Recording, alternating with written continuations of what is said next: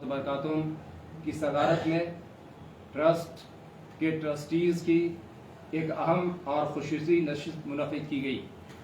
जैसा कि आप हज़रात के इल्म में है कि 29 मार्च को चंद लोगों ने जो तूफ़ान बदतमीज़ी की, जिन्होंने गलत तरीक़े पर पुलिस का सहारा लिया और बहुत सारे नाजेबा हरकत किए, तो हज़रत अमीर शरीयत, जो अमीर शरीयत भी हैं और ट्रस्ट के चेयरमैन भी हैं, उन्होंने फौरी तौर पर ट्रस्ट के अरकान की मीटिंग हंगामी तौर पर तलब की।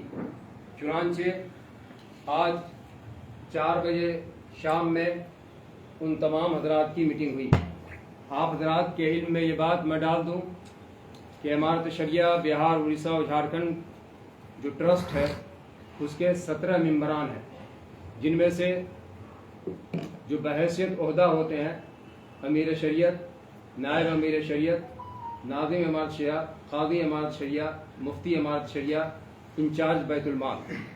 अगर इस हैसियत से हम देखेंगे तो नायब अमीर शरीयत साहब जो हज़रत मौलाना मोहम्मद शमशाद रहमानी साहब हैं, ये जब नायब अमीर शरीयत नहीं थे उसी वक्त से ट्रस्ट के मेंबर हैं। तो इस एतबार से जो है एक नाम और कम गया, ट्रस्ट के मेंबरान सिर्फ 16 हो गए। जब ये नशिस्त शुरू हुई तो यहाँ 2 से ज़्यादा अरकान ने शिरकत की। उन अरकानों ने जो फैसला किया मैं बेहतर और मुनासिब समझता हूँ, उसी के लिए यह प्रेस कॉन्फ्रेंस और अमल पर तशवीर का इज़हार किया और उन्हें ट्रस्ट और इमारत शरिया से मुताल्लिक़ हर तरह की कमेटी की रुकनियत से बरतरफ कर दिया। दूसरी तजवीज़ ये भी तय पाई कि 29 मार्च को इमारत शरिया मुखालिफ सरगर्मियों में शरीक अफराद जो इमारत के किसी मजलिस में पहले से मेंबर रहे हों, ऐसे तमाम अफराद को उनके ओहदों से बरतरफ किया जाए। ये भी तय पाया कि ट्रस्ट की खाली जगहों को हज़रत अमीर शरीयत अपनी सवाबदीद से पुर करेंगे।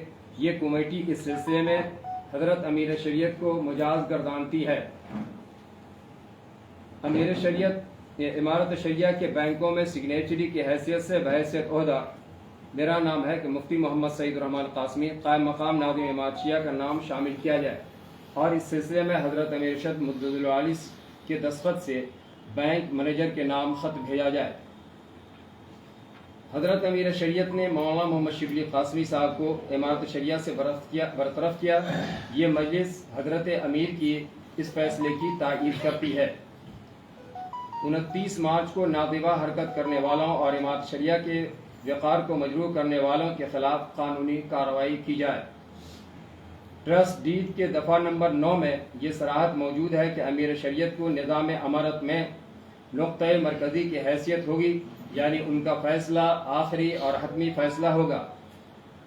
डीड की दफ़ा 12 में ये सराहत मौजूद है कि इंतखाब अमीर का हक़ मजलिस अरबाब हल वक्त को होगा और दफ़ा 13 में है कि अज़ले अमीर का इख्तियार मजलिस अरबाब हल वक्त को हासिल होगा। लिहाजा जिन ट्रस्टियों ने अमीर का इंतखाब किया वो गैर शरई, गैर कानूनी, गैर दस्तूरी तो है ही, वो मज़ाक़ा खेज़ भी है। ये मजलिस उसकी परज़ोर मज़म्मत करती है कि वो अमीर किसी भी सूरत में नहीं हो सकते हैं। ये ट्रस्ट की जो मीटिंग आज हुई थी, जिसमें ट्रस्ट की अक्सरियत ट्रस्ट के अक्सर अरकान ने शिरकत की, उसमें ये तजावीज़ मंजूर की गई हैं। कौन कौन अरकान शरीक हुए हैं ये ट्रस्ट की मीटिंग में? इस ट्रस्ट की मीटिंग में जो शरीक हुए हैं वो हज़रत अमीर शरीयत, उन्हीं की सदारत में मीटिंग हुई। हज़रत नायब अमीर शरीयत हज़रत मौलाना शमशाद रहमानी साहब, काज़ी शरीयत हज़रत मौलाना मुफ्ती अंजार आलम कासमी साहब और मैं मोहम्मद सईद रहमान कासमी, मुफ्ती एहतिकामुल हक कासमी साहब। इसी तरह जनाब डॉक्टर जावेद इकबाल एडवोकेट साहब, जनाब मौलाना आरिफ रहमानी साहब, मास्टर अनवार साहब और जनाब समील हक साहब, जनाब फ़हद रहमानी साहब और इंचार्ज बैतुल माल इंचार्ज इरफान हसन साहब वगैरह इन हजरात ने, हाजी इकराम साहब, इन हजरात ने उसमें शिरकत किया। उनका नाम ले लिया। अशफाक करीम साहब ने कल जो है एक अपने प्रेस बयानिया में कहा कि किसी की तकर्रुरी के लिए अमीर से इजाज़त नहीं ली जाती है, क्या स्वीपर या माली इन सब की तकर्रुरी के लिए अमीर की इजाज़त दरकार होती है क्या? देखिए, इमारत शरिया में किसी की भी तरफ तकर्रुरी के लिए, किसी की भी बहाली के लिए अमीर की इजाज़त ज़रूरी होती है। अमीर की इजाज़त के बाद फिर उसको नाफिज करते हैं, जो नाज़िम होते हैं उसको नाफिज करते हैं, लेकिन पहले तकर्रुरी का अमीर से इजाज़त लेनी पड़ती है। वो बहैसियत रुकने शूरा या ट्रस्टी कितनी बार इमारत आए? अशफाक करीम साहब यहाँ आए हैं, कुछ काम उनको देखते रहे हैं, कुछ उनसे मेरे ख्याल में जब भी शूरा की मीटिंग या ट्रस्ट की मीटिंग के अलावा शायद कभी आए, एक आध दो मरतबा याद है वो आए हैं, लेकिन बहुत कम आना हुआ है। मौलाना अबू तालिब से बैतुलमाल को कुछ फ़ायदा हुआ? कुछ बैतुलमाल को मजबूती मिली? कुछ ये सवाल वो है कि इसका ताल्लुक हमसे नहीं है, ये बैतुलमाल वाले बताएंगे कि उन्होंने क्या ताउन किया है, नहीं ताउन किया है, वो मेरे इल्म में नहीं है। एक सवाल बार बार आता है कि फ़ाद रहमानी साहब चूँकि हज़रत के छोटे भाई हैं, वो इमारत के कामों में सरगर्म रहते हैं, क्यों रहते हैं? वो इमारत में क्या है, बहैसियत ओहदा मनसब क्या है?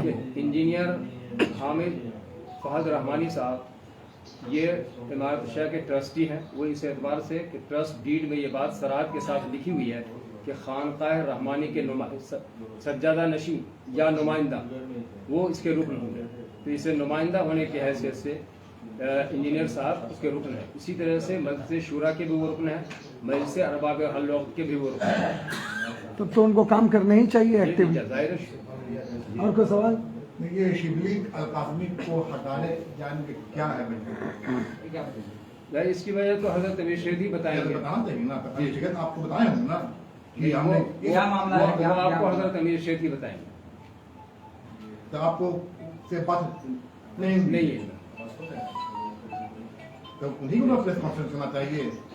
हम प्रेस कॉन्फ्रेंस जिस चीज के लिए बोला है वो हम तो आपको बता दिए, वो तो उस पर सवाल कीजिए, हम बताते हैं।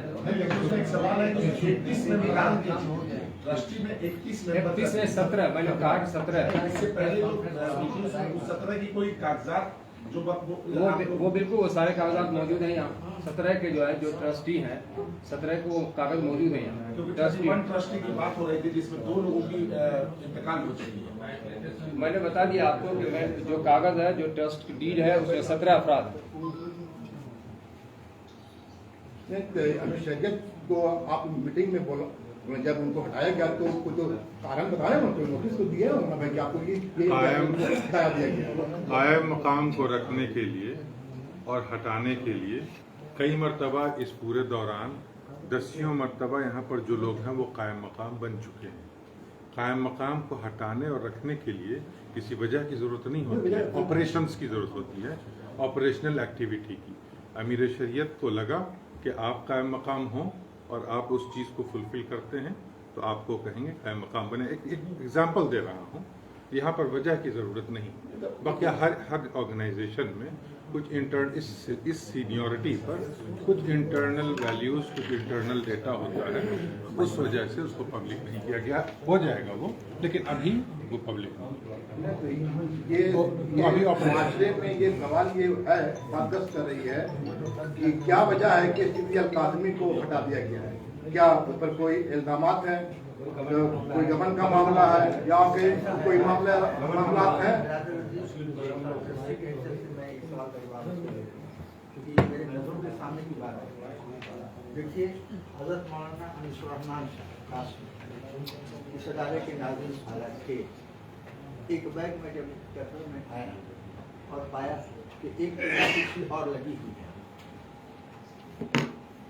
तो मैंने ताज्जुब होकर कहा कि भाई साहब ये क्या माशाअल्लाह। तो देखिए, प्रोग्रेसिव होता है हमारे एडमिनिस्ट्रेटर। अब उस वक्त उन्होंने किसी वजह से ज़रूरत महसूस किया होगा या किसी ने मशवरा दिया होगा कि साहब ये भी सवाल आदमी इनको भी रखिए सबॉर्डिनेशन के लिए उसका रख दिया है ना। और वो हजरत चल रहे हैं किसी भी हजरत और चले काटने के भी होता तो चले। और फिर ये मौजूदा आए, उन्होंने भी अपना कोशिश किया कि मेरे वाले रखे मैंने चले।